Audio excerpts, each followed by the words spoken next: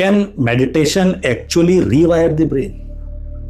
Not temporarily calm it, not distract it, not relax it for a few minutes, but truly change the way the brain functions. Now, this question becomes even more powerful when we look at his story, because he was not simply stressed. His nervous system had collapsed. His body reacted painfully to technology. Phones, Wi-Fi, computers, screen, everything triggered suffering.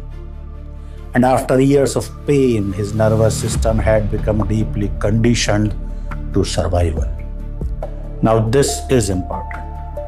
The brain changes according to repeated experience.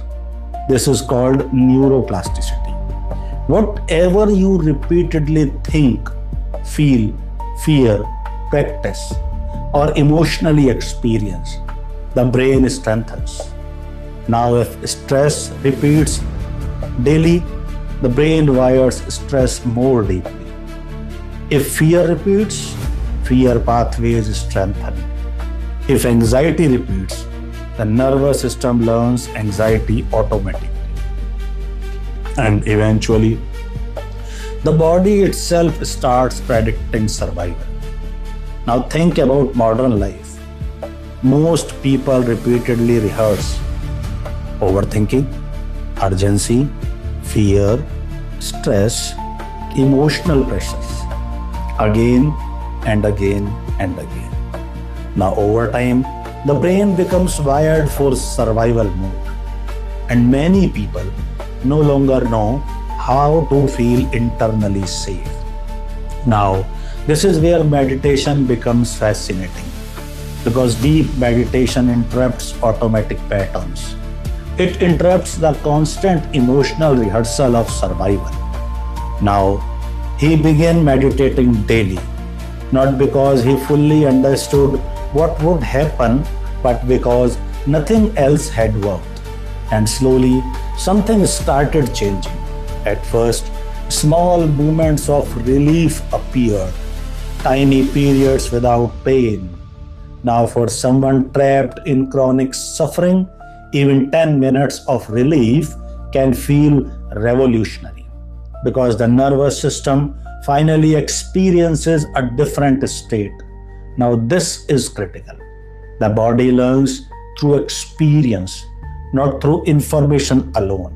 You cannot think your way out of survival while emotionally rehearsing fear every day. The body must experience something different. Now he eventually began practicing meditations focused on energy centers. And during one session, something extraordinary happened. He described parts of his brain suddenly lighting up, as if disconnected regions began communicating again. Now from a neuroscience perspective, this is interesting, because chronic stress changes brain function. Under prolonged survival stress, some areas become overactive, some become underactive. Emotional regulation weakens, cognitive flexibility decreases, the nervous system becomes rigid. Now, many people live this way without realizing it. Emotionally stuck, mentally repetitive, physically exhausted. The brain keeps firing the same circuits, and the body keeps producing the same chemistry. Now, meditation can begin interrupting that loop, because when attention changes repeatedly, brain activity changes too. Now, he described feeling a massive surge of energy through his head, almost like light, moving through the brain itself. And emotionally, he experienced something even deeper: love, relief, connection, wholeness. Now understand this carefully. Elevated emotional states affect the brain differently than survival emotion. Fear narrows awareness. Stress contracts the nervous system. Survival creates incoherence.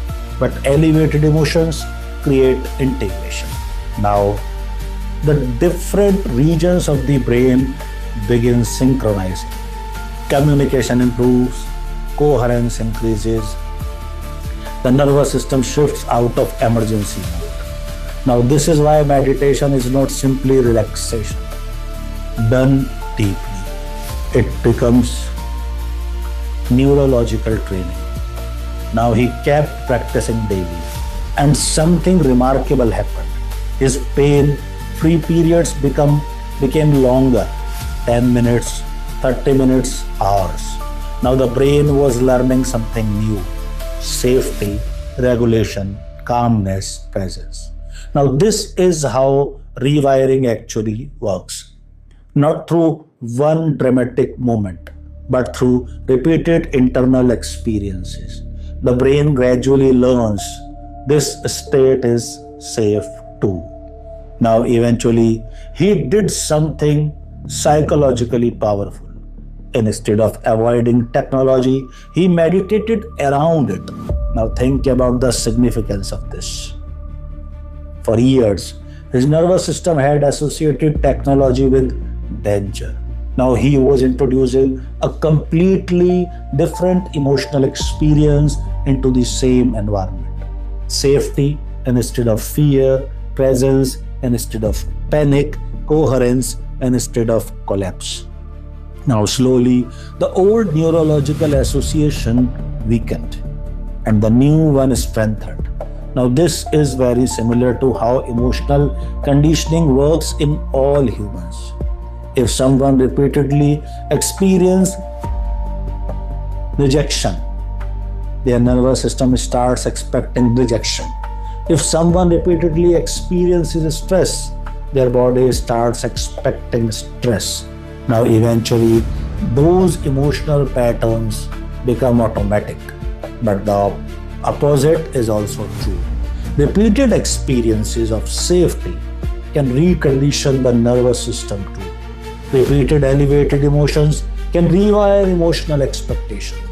Repeated inner coherence can change biology. Now over time, his symptoms faded completely. The headache disappeared, the fatigue disappeared, the chronic pain disappeared. But perhaps the biggest transformation was not physical. It was energetic, emotional, identity-based. Because he was no longer the same person internally. He no longer lived from constant pressure, no longer operated from survival, no longer forced life aggressive. Now this is where many people misunderstand healing. They think healing means returning to the old life without symptoms. But true healing often requires becoming a different person entirely. A different emotional state, a different nervous system, a different relationship with stress. Now this is why meditation changes more than the mind. It changes pattern, conditioning, chemistry, electrical signaling, identity. Because the brain is not fixed, the nervous system is not fixed, your emotional conditioning is not fixed. Now think about this deeply. Every repeated thought strengthens a pathway. Every repeated emotion strengthens a state. Every repeated experience conditions the body. Now if survival can be learned, perhaps healing can also be learned. If stress can become automatic, perhaps peace can too. If suffering can become familiar, perhaps coherence can become familiar too. Now meditation becomes more than stillness. It becomes rehearsal, training, reconditioning. A repeated experience of a different self. And over time, the brain begins reflecting that new identity. Because the brain you use every day is shaped by the state you repeatedly live in.